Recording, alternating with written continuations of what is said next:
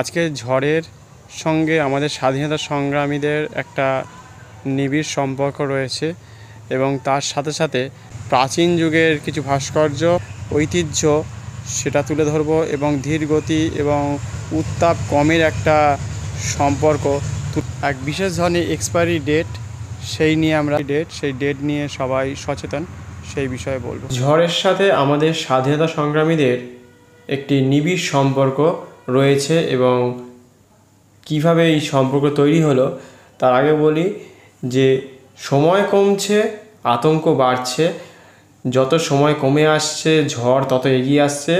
আপাতত পশ্চিমবঙ্গ এবং বাংলাদেশের মধ্যবর্তী খেপুপাড়া অঞ্চলে ওই জায়গাতে ল্যান্ডফল হওয়ার সম্ভাবনা রয়েছে। 100 থেকে 110-20 মধ্যে ঝোড়ো হাওয়া বইবে। কলকাতা এবং কলকাতার আশেপাশে প্রায় ভারী থেকে অতি ভারী বৃষ্টি হতে পারে। 70 থেকে 80 কিলোমিটার বেগে ঝোড়ো হাওয়া বইবে। এখন থেকে প্রায় 100 বছর আগে যখন দেশ স্বাধীন হয়নি, ইংরেজরা আমাদের দেশকে পরাধীন করে রেখেছিল, আমাদের উপর অত্যাচার করত, বিভিন্ন রকম মানুষকে বিভিন্ন রকমভাবে ক্ষতিগ্রস্ত করেছে। তা প্রায় 100 বছর আগে স্বামীজি, নেতাজি এদের বিভিন্ন রকমভাবে আমাদের দেশকে তুলে ধরেছে। ক্ষুদিরাম, আচার্য প্রফুল্লচন্দ্র, বিনয় বাদল, দীনেশ, রবীন্দ্রনাথ, স্বামী রামকৃষ্ণ, স্বামী বিবেকানন্দ, এরা প্রত্যেকে বিভিন্ন রকম সময় দেশকে আমাদের জন্য উজাড় করে দিয়েছে, তাই দেশ আজকে আমাদের এই জায়গায় রয়েছে। সেই সময় ইংরেজদের হাত থেকে আপনাদেরকে বাঁচিয়েছে স্বাধীনতা সংগ্রামীরা বিভিন্ন রকম সময় তাদের নিজেদের প্রাণকে দিয়ে আমাদেরকে বা আমাদের মতো আজকে এই 100 বছর পরে আমরা আজকে দেখতে পাচ্ছি অনেকেই আপাতত অনেকেই ভালো আছে। কিন্তু এখন প্রতিনিয়ত এরকম ঝড় বৃষ্টি, বন্যা, খরা, ভূমিকম্প আসছে। এই যে বড় বড় ঝড় আসছে, এখন আপনাদেরকে কে রক্ষা করবে? তখন ছিল ইংরেজদের হাত থেকে কোনো মতে বাঁচিয়ে দিয়েছে। তখন ছিল সংখ্যায় অনেক গাছ, পুকুর, নদী, নালা, পুকুর, ছোটোখাটো বাড়িঘর, মাটিতে কোনো কংক্রিটের কোনো রকম প্লাস্টার বা কিছু মেঝে ছিল না। তখন মাটিতে বিনা পয়সায় জল পান করতে পারতেন। কিন্তু এখন কিন্তু সময় পাল্টেছে। 100 বছর পরে কিন্তু এতটাই পরিবর্তন হয়েছে, এখন তেমন ধরনের আর স্বাধীনতা সংগ্রামী হয়তো পাবেন না। কিন্তু এই মুহূর্তে আপনাকে রক্ষা করবে আপনারই আশেপাশের নেচার, যার ওপর প্রতিনিয়ত বিভিন্ন রকমভাবে আমাদের এই দেশের কিছু মানুষ হয়তো কিছু করার নেই। জনসংখ্যা যেহেতু বাড়ছে, সেই জন্য রাস্তাঘাট চওড়া করতে হবে, বাড়িঘর তৈরি করতে হবে, ফ্ল্যাট তৈরি করতে হবে, রেলপথ, সড়কপথ, রাস্তাঘাট থেকে বিভিন্ন রকমভাবে জনসংখ্যা বেড়েছে, মানুষ বাড়ছে, তাদের বাড়িঘর বানাতে যত রকম গাছপালা, নদী, পুকুর সব বন্ধ করতে হচ্ছে। সেই জন্য এবং তার সাথে সাথে ক্রমাগত যত জনসংখ্যা বাড়ছে, স্কুল, কলেজ, হসপিটাল, নার্সিংহোম থেকে শুরু করে যাবতীয় কিছু দোকানপাট যখনই সে বড় হবে সব কিছু লাগবে। সেই ক্ষেত্রে কিন্তু সব জায়গাটা ব্লক হয়ে যাচ্ছে, ঘিঞ্জি হয়ে যাচ্ছে এলাকা। যত ঘিঞ্জি হবে গাছের উপর উপদ্রব বাড়ছে বা নদীর উপর উপদ্রব বাড়ছে। এই জন্যই আরও গরম বাড়বে, যত গাছ কাটবে, যত বড় বড় গাছ কাটবে আরোই বেশি করে গরম হবে। ঝড় আসতেই থাকবে একটার পর একটা, এবং বড় বড় ঝড় আসবে, ছোটোখাটো কোনো ঝড় আসবে না। যারা গাছ কেটেছে বা গাছ কাটার নিধন দিয়েছে বিভিন্ন রকমভাবে, ছোট বড়, উঁচু শ্রেণী, নিচে শ্রেণী, বা যারা অনেক টাকা উপায় করছে বিভিন্ন রকম ফ্ল্যাট বাড়ি বা বিভিন্ন রকমভাবে রাস্তাঘাট তৈরি করে, আজকে সেইগুলোকে যদি না বাঁচাতে পারেন তাহলে কিন্তু আগামী দিনে আরও এরকম ঝড় আসতেই থাকবে। তারা কিন্তু ভাবছে যে আমি টাকা পয়সা পেয়ে গেছি, যাদের জন্য আপনি টাকা পয়সা রেখে দিচ্ছেন তাই তারা যদি থাকবে না, বা সেই বাড়িটা আপনি যে বাড়িটার মধ্যে এক্ষুনি রয়েছেন সেইখানে যদি বাই চান্স কোনো রকম ঝড় বৃষ্টি আসে তাহলে ভেঙে পড়ে যেতে পারে, তাহলে যে নিদান দিচ্ছে সেও হয়তো দেখবেন মৃত্যুর মুখে চলে যেতে পারে। সেই জন্য প্রকৃতিকে যদি বাঁচাতে পারেন তাহলে কিন্তু আপনি ভালো থাকবেন। এই মুহূর্তে আপনার পাশে আপনাকে বাঁচানোর জন্য একমাত্র প্রকৃতিই রয়েছে, যে আপনাকে সারাক্ষণ ধরে তখনকার ওই আমাদের নেতাজি বলুন, স্বামী বিবেকানন্দ বলুন, যত রকমের আমাদের স্বাধীনতা সংগ্রামী আছে তারা তখন আপনাকে রক্ষা করেছে, এখন আপনাকে রক্ষা করবে। এই পুকুর, নদী, নালা এবং বড় বড় গাছপালা যত থাকবে ততই আপনার উপকারে আসবে। যত এসি থাকবে, এসির মধ্যে থাকতে থাকতে মানুষের কিন্তু শরীর খারাপ বাড়বে, এবং 50 বছর যার বয়স সে কিন্তু 40 বা 42 বছর বাঁচবে। এবং তার সাথে সাথে আমাদের যত রকম খাবার খাচ্ছি সেগুলো সব পলিউশন থেকে শুরু করে আমাদের খাবারের মাত্রা সবই আপনার নকল খাবার খেয়ে খেয়ে আজকে এই জায়গায় আপনারা পৌঁছে যাচ্ছেন, এবং তার সাথে রোগ বাড়ছে। দেখবেন যারা অনেকটা দূরে আছে, যারা দেখবেন সাধু সন্ন্যাসী আছে, তারা কিন্তু শরীর খারাপ বা তাদের কেমন রোগ হয় না, তারা যেহেতু পাতা ফুল ফল এই জাতীয় খাবার বা শাকসবজি জাতীয় খাবার বেশি খায়, ফল খায়।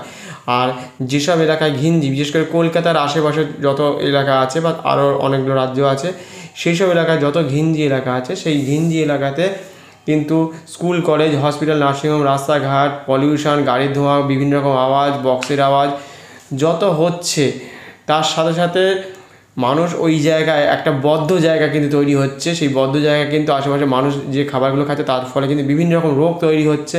এবং তার ফলে হসপিটাল, কলেজে গিয়ে দেখবেন যে সাধুদের দেখতে পাবেন না। হসপিটালে বা কোনো সিনেমায় বা কোনো নাটকে সাধুদের রোগ হয়েছে, অনেক সাধু আছে বা এরকম যারা জঙ্গলে বা পাহাড়ি অঞ্চলে থাকে, তারা কিন্তু দেখবেন বিনা পয়সায় ওই জল খেয়েই তারা বেঁচে আছে। আর আপনি যে জল খাচ্ছেন সেটাও কিনে খাচ্ছেন, অক্সিজেন আপনার নিতে গেলে প্রবলেম হচ্ছে। আরও বিভিন্ন রকমভাবে মানুষ কিন্তু প্রতিনিয়ত দুর্বল হয়ে পড়ছে, অ্যানিমালের ওপর অত্যাচার করছে, বিভিন্ন রকমভাবে তাদেরকে জল দিচ্ছে না, খেতে দিচ্ছে না, এরকম আরও প্রবলেম আস্তে আস্তে শুরু হচ্ছে।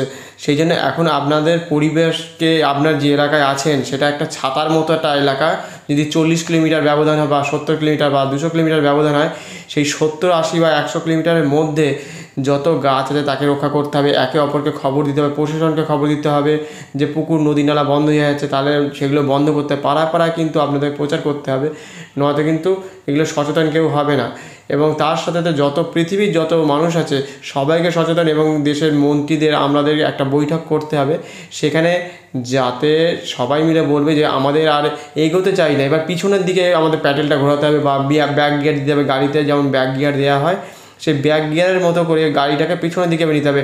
আমার চাই না 4টে বাড়ি, 4টে ঘর বা 4টে কারখানা, 4টে স্কুল চাই না, 4টে পোশাক চাই না। যত কমাতে থাকবেন ততই আপনি কিন্তু আগামী দিনে ততই লাভবান হবেন। কমাতে হবে, যত আপনার চাহিদা থাকবে, চাহিদা পূরণ করতে গেলেই কিন্তু আগামী দিনে কিন্তু একটা সময় কমে আসবে। এবার বলি, এক্সপায়ারি ডেট সম্বন্ধে সকলেই কিন্তু একটু ওয়াকিবহাল। সেই জন্য এক্সপায়ারি ডেট, আপনি ওষুধ কিনুন বা যে কোনো ফল মূল বা অনেক রকম খাবার আছে যেগুলো আপনারা কিনে খান বা ফ্রিজে রেখে দেন, দেখবেন কিছু দিন পরেই দেখবেন নষ্ট হয়ে যায়, বা তার এক্সপায়ারি ডেট 2 থেকে 3 বছরও হতে পারে কিছু কিছু জিনিসের, সেগুলোর এক্সপায়ারি ডেট হয়। পৃথিবীরও ঠিক একটা এক্সপায়ারি ডেট আছে, সবাই বুঝে গেছে যে পৃথিবী প্রায় শেষের মুখে চলে এসছে। সেই জন্য এখন আপনাকে ব্যাক গিয়ে দিতে হবে।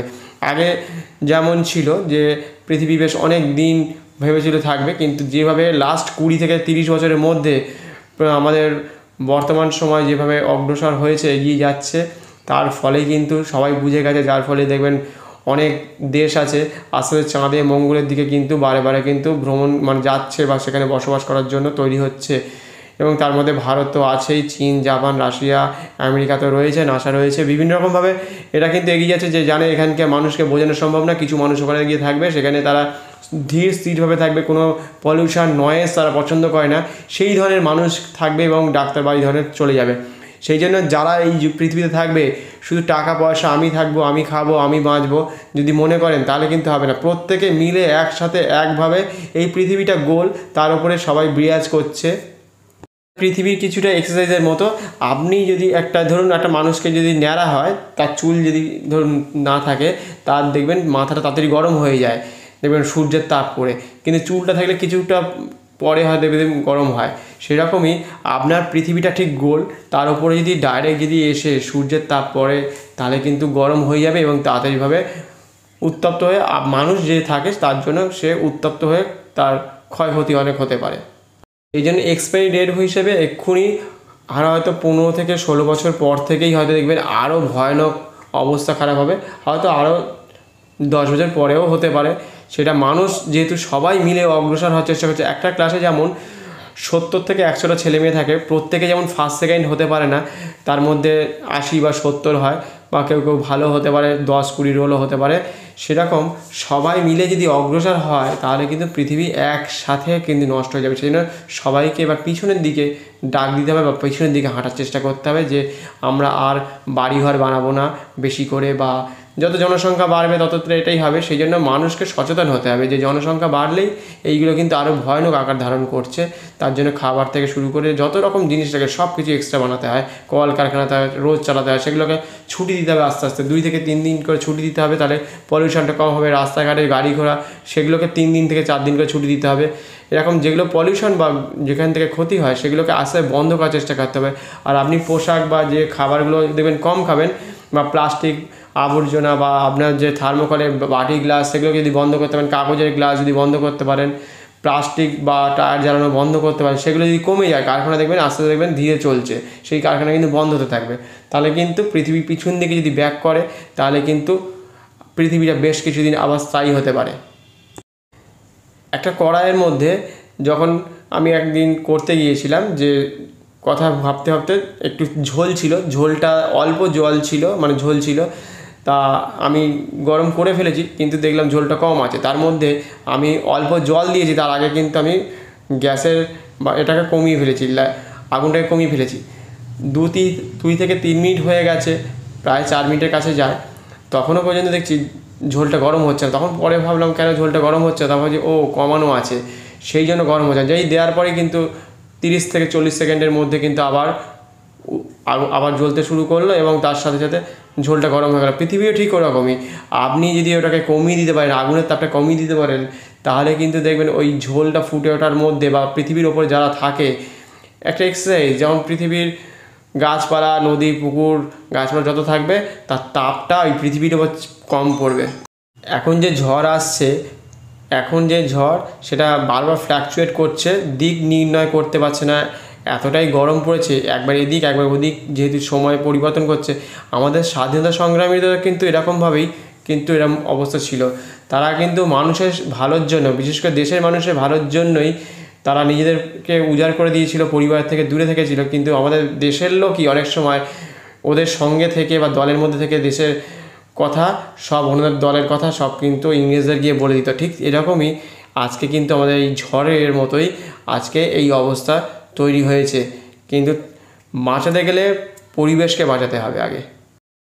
অস্তিত্ব রক্ষার কথা যদি বলতেই হয়, আজ থেকে প্রায় 2 থেকে 3 হাজার বা 4 হাজার বছর আগে যে সকল ভাস্কর্য, মন্দির যে পাথরের তৈরি করে গেছে, সেইগুলো কিন্তু এখন আমরা দেখতে পাচ্ছি 2000 পরে। তার মানে এমন কিছু করে গেছে 2000 বছর আগে, যদি নষ্ট করে দিত সব কিছু, পৃথিবী ধ্বংস হয়ে যেত, তাহলে কিন্তু এই মন্দির বা বিভিন্ন রকম ভাস্কর্য, পাথরের কাজ, পুরীতে যেসব মন্দির আছে বা রাজস্থানে আছে, বিভিন্ন ভারতবর্ষের সমগ্র জায়গায় যেসব মন্দির আছে, তার যে ভাস্কর্য দেখার মতো, তাদের হাতের কাজ দেখার মতো। তারা জানতো যে পাথর থেকে যাবে চিরকাল, হাতের কাজ থেকে যাবে, মানুষ থাকবে না, কিন্তু তারা পরবর্তী সময় জেনারেশন দেখে যেতে পারবে।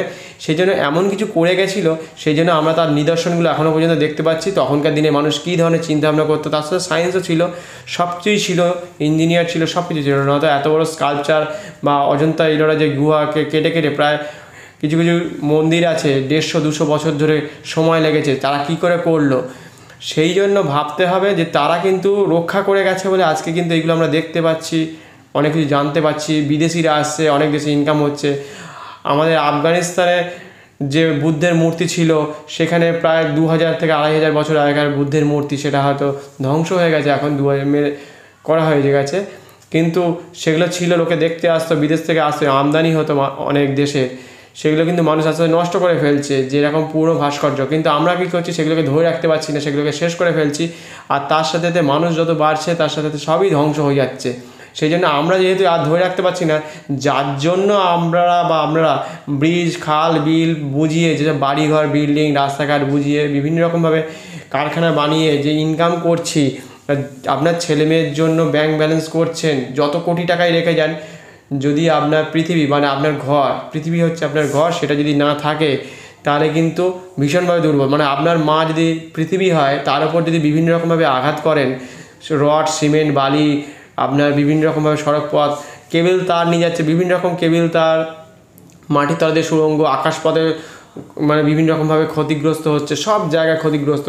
তাহলে কিন্তু আপনার পৃথিবী, আপনার মা কিন্তু আস্তে আস্তে শেষ হয়ে যাচ্ছে। সেটা কিন্তু, যে আপনি একটা ভালো বাড়ি বানিয়েছেন আপনার পৃথিবীকে খুঁড়ে, তাহলে কিন্তু আপনার মাকে যখন বললেন, দেখুন আপনার মায়ের হাতটার ভেতর দিয়ে একটা শিক চলে গেছে, সেটা মা ভালো একটা বাড়ি বানিয়েছি।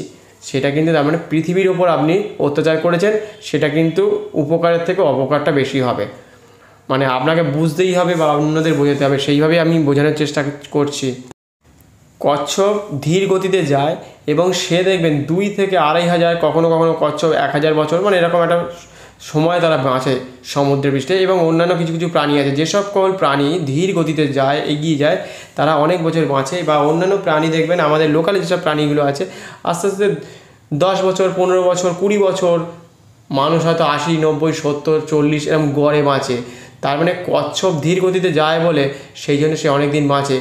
মানুষ যত বুঝছে, জানছে, সব কিছুই করছে, বুঝে গেছে, সেই জন্য মানুষকে সচেতন হতে হবে কচ্ছপের মতো করে।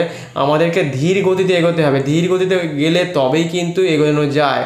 আপনি দেখবেন ব্যাংকে টাকা জমাবেন, 1 টাকা 1 টাকা করে জমাবেন, দেখবেন বছর 2-1 মধ্যেই দেখবেন ওটা হয়তো 1,500-2,000 টাকা জমেছে, সেভিংসের মতো। আমাদের পৃথিবী হচ্ছে সেভিংস, গাছপালাকে সেভিংসের মতো করে আমাদেরকে বাঁচিয়ে রাখতে হবে, তাহলে পৃথিবীটা ভালো থাকবে, সুস্থ থাকবে, তার উপরে একটা সুন্দর বাতাবরণ তৈরি হবে, পরিকাঠামো সুন্দরভাবে গড়ে উঠবে।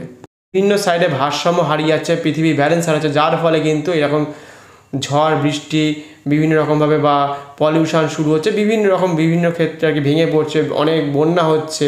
এটা হতেই থাকবে চিরকালের জন্য যদি না বন্ধ করা সম্ভব হয়। এদিকে যদি আপনি ঠকান, প্রকৃতি কিন্তু আপনাকে অনবরতই ঠকাতে থাকবে, কারণ প্রকৃতির ওপর কেউ কিছু বলতে পারে না। সে বিভিন্ন রকমভাবে মানুষ ঠকায়, হয়তো অনেকে বুঝতে দেয় না, জানতে দেয় না, কিন্তু প্রকৃতি ঠকে যাচ্ছে। গাছ যেমন কথা বলতে পারছে না, কিন্তু গাছ যত কমবে কিন্তু পরিস্থিতি তত খারাপ হতে থাকবে। পুকুরও কথা বলতে পারে না, সেই জন্য ভাবছেন যে আমি লুকিয়ে লুকিয়ে পুকুর বুঝিয়ে ফেললাম, অনেক কোটি টাকা ইনকাম করলাম, করাটা কোনো অসুবিধা নেই, কেউ বারণও করবে না। কিন্তু পরিস্থিতি যার জন্য যত টাকাই আপনি ইনকাম করছেন সব ফেলে দিতে হবে ওই। আর হাতে মাত্র কিছু কিছু মানুষের 6 থেকে 8 বছর, তারপর থেকে আরও পরিস্থিতি খারাপ হতে শুরু করবে, তখন আর সময় পাবেন না। একটা বড় গাছকে যদি 100 বছর বা 150 বছরের গাছকে যদি বিভিন্ন রকমভাবে রাস্তাঘাট তৈরির ক্ষেত্রে হোক বা বাড়ি তৈরির ক্ষেত্রে হোক, সেসব গাছ কেটে ফেলতে হয়, তখন কিন্তু আর সময় পাবেন না। যত কোটি টাকাই দিন একটা বড় অশ্বত্থ গাছ বা বট গাছকে, আপনার যত টাকাই থাকুক সেই গাছকে আর তৈরি করতে পারবেন না। তখন ততদিনে আরও 50টা ঝড় এসে যাবে আগামী 4 বছরের মধ্যে, যা অবস্থা তৈরি হয়েছে প্রতিনিয়ত। জন্য রাস্তায় যেসব গাছ আছে তাদেরকে আশেপাশে দিয়ে যেখান দিয়ে হোক আস্তে আস্তে গাড়ি যাক, তাতে কিন্তু অ্যাক্সিডেন্টের পরিমাণ কম হয়। মানুষ যেতে চায়, যারা গাড়ি চালায় তাদের কোনো অসুবিধা হয় না, আস্তে আস্তে ধীর গতিতেই এগোবে, বাড়িতে না দেরিতে পৌঁছবে, 8 ঘন্টা দেরি হতেই পারে। কিন্তু আপনার যদি গাছ যদি না থাকে তাহলে কিন্তু আপনি দেখবেন অক্সিজেন লেভেল অনেক কমে যাবে, পরিস্থিতি আরও খারাপ হতে শুরু করবে।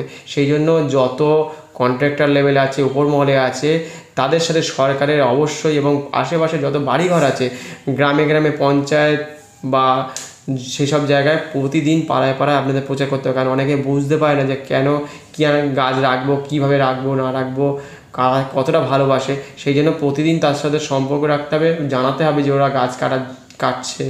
যারা নিচু শ্রেণীর যে লেবার শ্রেণীর মানুষ আছে তাদের সাথে কথা বলতে হবে, কোথায় কোথায় তারা যাচ্ছে, তারা কারা কারা এর কাটার জন্য আপনাদের কাছে এসেছে, সেইগুলো কিন্তু জানতে পারবেন, তাহলেই বুঝতে পারবেন। অন্যান্য রাজ্যে কিন্তু বাড়ির মাঝখান দিয়ে গাছ আছে, রাস্তার মাঝখান দিয়ে গাছ আছে, সেটা কিন্তু আমাদের রাজ্যে সেটা করা হয় না। সেই জন্যই এত বলতে হচ্ছে বারে বারে যে আপনি ডিভাইডারের মাঝখানে বড় গাছটাকে রেখে দিন, তার পাশ দিয়ে গাড়ি যান, আর কিছু কিছু জায়গায় সরু রাস্তা রেখে দিন, তাও ভালো, কিন্তু গাছকে বাঁচান। গাছ থাকবে, গাছ পুকুর নদী নালাগুলো থাকবে, তারপরে যদি জায়গা থাকে তাহলে আপনি থাকবেন, বাড়ি থাকবে, এরপর আর কিছু হবে না। এটাই কিন্তু সবসময় সবাইকে মেনে চলতে হবে। সরকারকে একদম কঠিন পদক্ষেপ তুলতে হবে, নয়তো আপনি ধরুন অনেক কিছু পেলেন কিন্তু শেষে দেখলেন 1 বছর বা 2 বছরের ঝড়ের মধ্যে বা ব্রিজের মধ্যে থেকে পড়ে গেলেন, ব্যাস শেষ হয়ে গেল। যত টাকা ইনকাম করবে সব রেখে দিয়ে চলে যেতে হবে। মানুষ বিভিন্ন রকমভাবে বিভিন্ন রকম মানুষকে ঠকায়, বিভিন্ন রকমভাবে। সে অনেকে হয়তো জানতেই পারছে না যে সে কীভাবে ঠকাচ্ছে অন্যদেরকে, বিভিন্ন রকমভাবে অত্যাচার করছে। সেই জন্য মানুষ যত ঠকাবে সেটা কিন্তু আজকে হয়তো হবে না, 10 বছর পরে দেখবেন প্রকৃতির উপর একটা প্রভাব পড়তে শুরু করবে। সেটাও কিন্তু একটা বড় কারণ, কিন্তু এই প্রকৃতির উপর অত্যাচার বা প্রকৃতিকে ঠকানো, সেটা একটা বড়, অনেক ধরনেরভাবে ঠকানো সম্ভব হয়। গরু ছাগলকে ঠকাচ্ছে, অ্যানিমালদের ওপর বিভিন্ন রকমের অত্যাচার করছে, সেগুলো কিন্তু এটা ঠকানোর মধ্যেও পড়ছে। সেই জন্য আপনি হিংসা ত্যাগ করতে হবে, লোভ ত্যাগ করতে হবে। অন্যেরা কিছু করছে সেটাও আপনাকে করতে হবে, সেইগুলোকে ত্যাগ করতে হবে। মানুষ যেগুলো সুস্থভাবে নরমভাবে আপনাকে চলতে হবে, তাহলে কিন্তু এগোনো সম্ভব। যারা শুনছে না তাদেরকে বোঝানোর চেষ্টা করতে হবে, বুঝিয়ে একটা ভালো জায়গায় না তৈরি করতে গেলে সবাই মিলে পৃথিবীর ওপর থাকে, সবাই মিলের মধ্যে যদি 10 জন ভালো থাকে 90 জন যদি খারাপ থাকে তাহলে কিন্তু হবে না। একটা ঝুড়িতে যদি 50টা আপেলের মধ্যে 2টো আপেল বা একটা আপেল যদি খারাপ থাকে, ওই সব কটা ওই 2টো আপেলই কিন্তু সব কটা আপেলকে খারাপ করে দিতে পারে। সেই জন্য একা একা কখনোই সম্ভব নয়। সব কটা আপেলকে ভালো রাখতে গেলে হয়তো ওই 2টো আপেলের থেকে কিছু অংশ বাদ দিয়ে রেখে দিতে হবে, এটাই সম্ভব। যেসব খাবারগুলো খাচ্ছেন দেখবেন আজিনামোটো বা বিভিন্ন রকম আপনারা দেখবেন ঝাল মশলা বিভিন্ন রকমভাবে তৈরি হয়, সেগুলো নকল হয়, সেগুলো কিন্তু মানুষ খেয়ে খেয়ে কিন্তু বিভিন্ন রকমভাবে অসুস্থ হয়ে পড়ে। এবারে গরম মরুভূমিতে যে গিরগিটি থাকে দেখবেন ডিসকভারি চ্যানেলে দেখায়, সেইগুলো দেখবেন যে গিরগিটি তার খাবার খাওয়ার জন্য দুপুরবেলা বা যখনই বেরোয় 10টা-11টার পরে বিভৎস গরম পড়ে, সেই জন্য তার 4টে পা, তার সামনের একটা পা উঁচু করে তোলে আর পেছনের একটা পা দেখবেন উঁচু করে তোলে, মানে সামনের এবং ব্যালেন্স করে করে আবার আর একটা পা এবং সামনের ও চেঞ্জ করে করে কিন্তু দেখবেন উঁচু নিচু করে থাকে। তার ফলে সে সামনের যে খাবার আছে যে পোকামাকড় সেটা কিন্তু খাওয়ার জন্য এগিয়ে যায়। ওই অত গরম বালির ওপরে দাঁড়িয়ে থাকতে গেলে তাকে একটা পা এবং সামনের একটা হাত বলুন যেটাই বলুন সেটা উঁচু নিচু করে ব্যালেন্স করে করে তাকে চলতে হয়। মানুষেরও ঠিক এরকম একটা পরিস্থিতি তৈরি হচ্ছে আগামী বেশ কয়েক বছর পরে। আমি কালকে যখন রোদের মধ্যে বেরিয়েছিলাম, ছাতা এবং টুপি ছিল না, তার ফলে কিন্তু আমাকে চোখ বন্ধ করে, একটা চোখ কোনো মতে বন্ধ করে করে যেতে হচ্ছে। 2টো চোখ বন্ধ করলে যেতে অসুবিধা হচ্ছে, সেই জন্য মাঝে মধ্যে একটা চোখ কিছুটা খুলে একটা চোখ বন্ধ করে হচ্ছে। এটা আগামী দিনে মানুষের সাথে প্রতিদিন ঘটবে। যতই আপনি এইভাবে এগোবে সময়টা, তত কিন্তু এরকম একটা খারাপ পরিস্থিতি তৈরি হতে শুরু করবে। মানুষকেও একদিন ওই গিরগিটির মতো করে চলতে হবে, যার ফলে এবারে জলের সম্পদে বলি, পৃথিবীতে জলে এখন মাত্র 2.7% জল খাওয়া সম্ভব সারা পৃথিবীতে। এবং সাউথ আফ্রিকার কেপটাউনে অবশ্যই শুনেছেন যে সেখানে পরিবার পিছু, একটা পরিবারে 25 জন থাকতে পারে, 10 জন থাকতে পারে, 3 জনও থাকতে পারে, পরিবার পিছু ওখানে আমাদের পেট্রোল পাম্পের মতো মানে পাম্পের মতো সিস্টেম হয়তো করা হয়েছে। সেখানে 26 লিটার করে জল পাবে, তা দিয়ে আপনাকে সারাদিন চালাতে হবে। সে খাবার দাবার খান আর যাই খান, ওই 26 ওষুধ খান আর যাই খান, মানে 26 লিটার তার জন্য বরাদ্দ। সে বড়লোক হোক আর গরিব হোক, সবাইকারই 26 লিটার জল যেভাবে হোক চালাতে হবে। সে স্নান করুক কি না করুক, আমাদের এখানে জল অপচয় করছে এত বিভিন্ন রকমভাবে, এবং তার সাথে সাথে বিভিন্ন রকম ক্ষয়ক্ষতি আরও ডেকে নিয়ে আসছে। একদিন দেখবেন বছর 10-এর মধ্যে বা 20 বছরের মধ্যে আমাদের এখানেও জল প্রায় না পাওয়া যাওয়ার সম্ভাবনা তৈরি হবে, এবং পরবর্তী সময় ওই কেপটাউনের মতো অবস্থা একদিন হবে যে টাকা থাকবে আপনি জল পাবেন না। তার মানে পরিস্থিতি ভয়ঙ্কর থেকে ভয়ঙ্করতা তৈরি হবে। সেই জন্য এখনও প্রায় কিছুটা সময় আছে, এখনও আমাদের দেশে ঝড় বৃষ্টি, জল, বন্যা কিছু না কিছু হয়। জল সংগ্রহ করতে হবে, আর মাটিকে কংক্রিট করতে দেবেন না। মানে এটা প্রশাসনকে অন্তত বলতে হবে যে 2 কাঠা জমির মধ্যে সব যদি জমিতে বাড়ি বানিয়ে ফেলে আর সব যদি কংক্রিট করে ফেলে, তাহলে জল মাটিতলা যদি না যায় জলটা পাবেন না। সেটা বুঝতে হবে, সবাইকে জানতে হবে। মাটি থাকলেই তবে মাটিতলা জল যাবে, গাছ জল পাবে। সেটা কিন্তু সরকার প্রশাসন এটা মানে খুব কড়া হাতে কিন্তু প্রশাসনকে এগিয়ে আসতে হবে।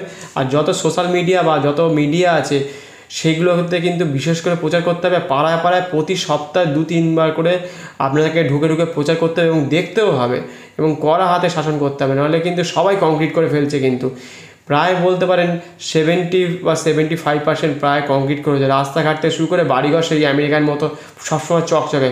আমাদের আজ থেকে 70 বছর আগে যেমন পরিবেশ ছিল, 100 বছর আগে যে পরিবেশ ছিল, যেমন আমাদের স্বাধীনতা সংগ্রামী ছিল, তখন অনেক গাছপালা ছিল। ক্রমে ক্রমে কিন্তু মানুষ বেড়েছে, পরিবেশের সাথে সাথে স্বাধীনতা সংগ্রামী চলে গেছে। এখন যে মানুষ আছে তারা কিন্তু অতটা বুঝতে পারছে না সময়ের সাথে যে এখন আপনার পরিবারের স্বাধীনতা সংগ্রামী হচ্ছে আপনার পরিবেশ, আপনার গাছপালা, নেচার, পুকুর ঘাট, নদী নালা, পশু পাখি, এইগুলো যদি আপনার ভারসাম্যকে ধরে রাখতে পারেন তাহলে কিন্তু এই পৃথিবীকে থাকতে পারবেন। স্বাধীনতা সংগ্রামের মতো যেমন আপনাকে ইংরেজ থেকে বাঁচিয়েছেন, এখন ঝড়ের মুখ থেকে আপনাকে বাঁচাবে এই আপনার প্রকৃতি।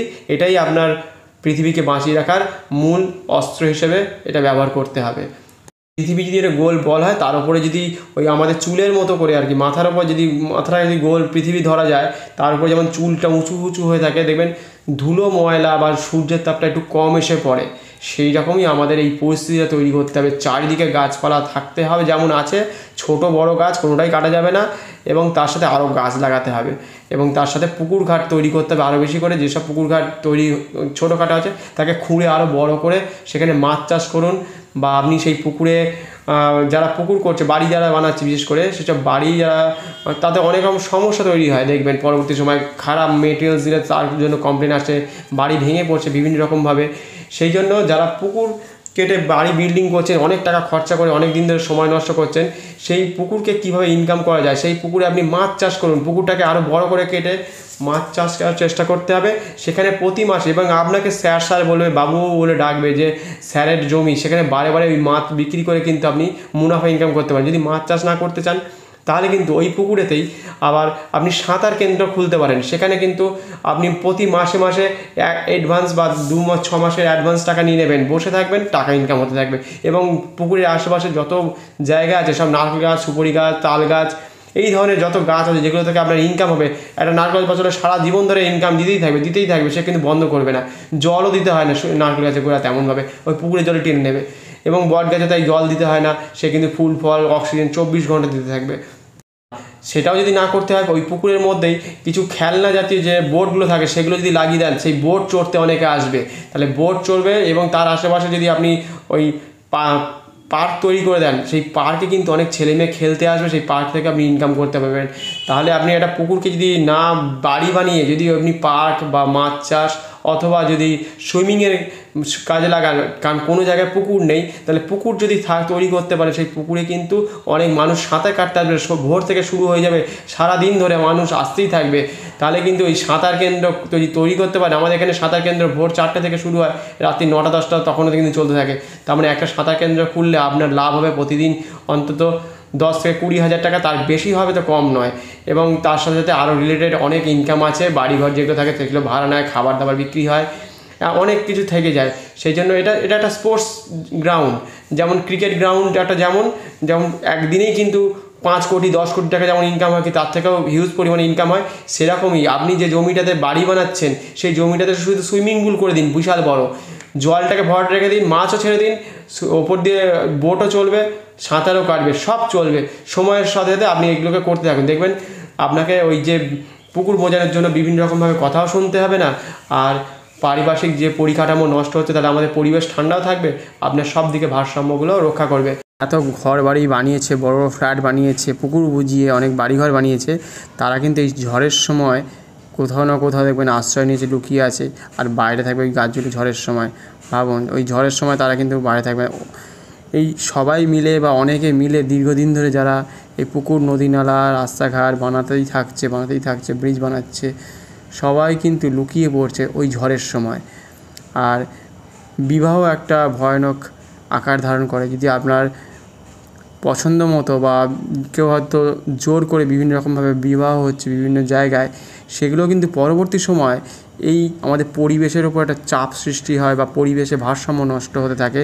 কারণ সঠিকভাবে সে যদি ভালো জায়গায় না যেতে পারে, পরিবেশ যদি সেই জায়গায় আপনাকে মেনে না নেয়, তাহলে কিন্তু পরবর্তী সময়ে ওই ভুল ভ্রান্তির জন্য বিভিন্ন রকমভাবে সে হয়তো ভালো জায়গায় ছিল, একটা খারাপ জায়গায় চলে গেছে, সেটা যদি 60% বা 40% যদি হয়ে থাকে, তাহলে সেটাও কিন্তু পরবর্তী সময় একটা ভয়ানক আকার ধারণ করে। এই বিবাহ যদি ভুল জায়গায়, সে যদি জোর করে হোক, ভুল করে হোক, জোর করে হোক, সে যদি বা তাকে বিবাহ দেওয়া হয়, বা লোভের বশে, প্রলোভনের বশে, অনেক অর্থ দেখে, গাড়ি বাড়ি দেখে অনেক সময় যেতে পারে, সেটাও কিন্তু একটা ভয়ঙ্কর রূপ ধারণ করতে পারে। সেইটা পরবর্তী সময় প্রথম হয় না, 15-20 বছর বা 30 বছর পরে তার আকার ধারণ করে। তারা শুনতে চায় না, বুঝতে চায় না, কারণ পরিবেশ তাকে সেইভাবে তৈরি করতে পারছে না। সেই জন্য সেইভাবেই তৈরি হচ্ছে, পরিবেশের বাইরে সে থাকতে চাইছে, বা পরিবেশ সম্বন্ধে তার সচেতনতা বোধ তৈরি হচ্ছে না। কিছু কিছু ক্ষেত্রে এটা হয়ে থাকে। আর ঝড় আসছে, সেই জন্য সবসময় সাবধানে থাকবেন। এখানেই শেষ করছি। আগামী 2-3 দিন ধরে প্রত্যেকে সাবধানে থাকবেন, প্রত্যেকে ঘরের মধ্যে জল তুলে রাখতে দেবেন ট্যাঙ্কের মধ্যে। আর যেসব আপনাদের ফুলের দানি বা আপনাদের টব আছে ছাদের মধ্যে, সেগুলো নামিয়ে রাখুন। আর যেখানে জল যায় সেখান থেকে উঁচু স্থানে চলে যান। যেগুলো খারাপ জায়গায় আপনাদের বাড়িঘর আছে, সেখান থেকে সবাই একটু সতর্ক হয়ে খাবার বা বিভিন্ন রকম জিনিস নিয়ে আপনার সরে ভালো জায়গায় থাকার চেষ্টা করুন। প্রত্যেকে ভালো থাকবেন, সুস্থ থাকবেন। এখানে শেষ করলাম। ধন্যবাদ, নমস্কার। পরবর্তী আপডেট আবার পুনরায় নিয়ে আসবো।